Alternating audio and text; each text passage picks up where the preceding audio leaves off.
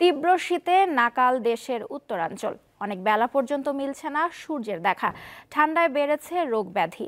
আজ নওগাঁয় দেশের সর্বনিম্ন 8.6 ডিগ্রি সেলসিয়াস তাপমাত্রা রেকর্ড করা হয়েছে। সকালে দিনাজপুরের সর্বনিম্ন তাপমাত্রা ছিল 10 ডিগ্রি সেলসিয়াস। এ বিষয়ে জানাতে দিনাজপুর থেকে যোগ দিচ্ছেন সহকর্মী সুলতান মাহমুদ। সুলতান, দিনাজপুরে আজ শীতের তীব্রতা কেমন দেখছেন এবং শীতজনিত রোগ ব্যাধির প্রকোপ বেড়েছে কি?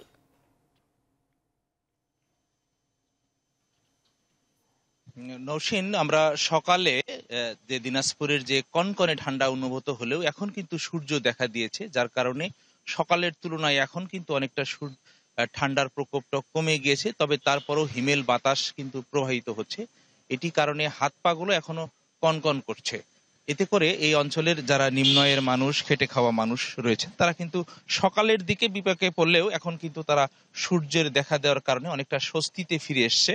যার কারণে এখন কিন্তু মানুষ রাস্তায় বের হয়েছে সূর্য দেখা দেওয়ার কারণে।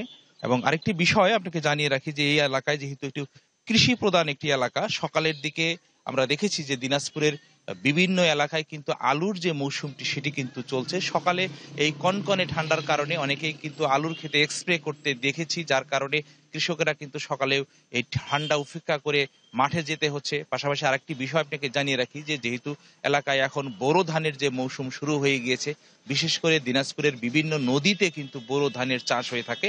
আমরা দেখেছি যে সেখানেও কিন্তু ধান রোপণ কাজে কিন্তু ব্যস্ত হয়েছে। যদিও ঠান্ডা, সেই সময়ের পানিতে কৃষকেরা নেমে এই বোরো ধানের চারা রোপণ করছে। কেউ কেউ আবার বড় বীজতলা যে রয়েছে সেখানেও কিন্তু কাজ করতে আমরা দেখেছি। পাশাপাশি এই ঠান্ডার প্রকোপের কারণে গত 2 দিন আগেও দিনাজপুরে সূর্য দেখা দেয়নি। সেই সময় কিন্তু দিনাজপুরে যে হাসপাতালগুলো রয়েছে, বিশেষ করে দিনাজপুর মেডিকেল কলেজ হাসপাতাল, দিনাজপুর সদর হাসপাতাল, এছাড়া উপজেলা পর্যায়ে যে উপজেলা কমপ্লেক্স হাসপাতালগুলো রয়েছে, সেখানে কিন্তু শীতজনিত রোগীর সংখ্যা বেড়ে গিয়েছে।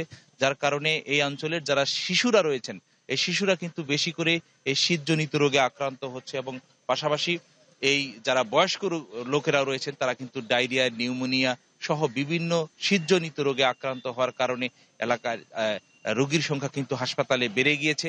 যার কারণে দিনাজপুরের যে সিভিল সার্জন রয়েছেন ডাক্তার ফেরদৌস, তিনি আমাদেরকে জানিয়েছেন যে গত কয়েকদিনের এই ঠান্ডার প্রকোপের কারণে হাসপাতালগুলোতে রোগীর সংখ্যা বেড়ে গিয়েছে।